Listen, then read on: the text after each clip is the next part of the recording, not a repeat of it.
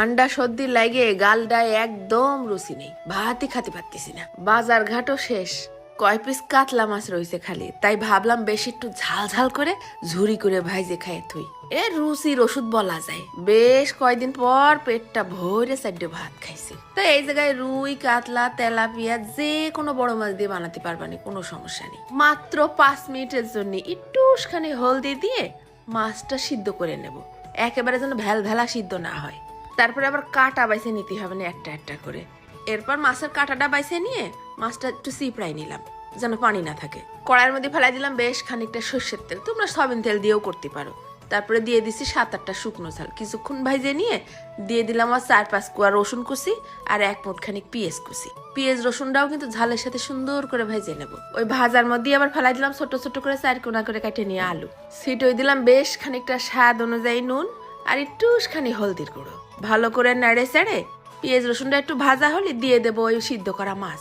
এরপর ফেলাই দিলাম 1 চা চামচের মতন ভাজা জিরের গুঁড়ো, 1 চা চামচ শুকনো ঝালের গুঁড়ো আর 1 চা চামচের মতন একটুখানি ধনিয়ার গুঁড়ো। 1 চা চামচ দিছি আবার কিরাস করা শুকনো ঝাল। ইচ্ছা করে ঝালটা একটু বাড়াই দিলাম, জিবলেটা সিদ্ধ হয়ে গেছে, সব লাগে ঘাস ঘাস।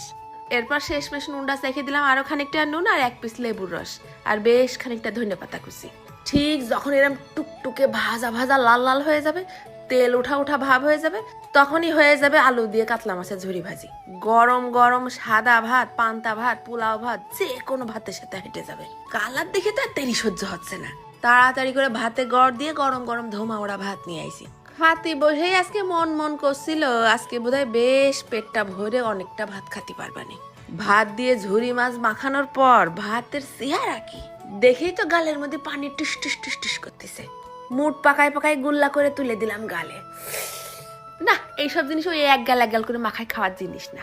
সব ভাতটারে সুন্দর করে সড়বড় করে মাখায় নিয়ে আয়েশ করে তুলে তুলে খাতে হবে। 4-5 পিস মাছ ভাজলাম, বরকত যেন হয়, তার মধ্যে আলুও দিলাম। ও মা, তাও দেখি দুপুর বেলায় শেষ, রাত পর্যন্ত আর যাই। ঘরে কি বড় মাছ টাছ আছে নাকি? থাকলে আর দেরি কেন, যাও দৌড়ই যে তাড়াতাড়ি করে ভাইজে বানাই খেয়ে দেখো। চলে গেলাম, ধন্যবাদ।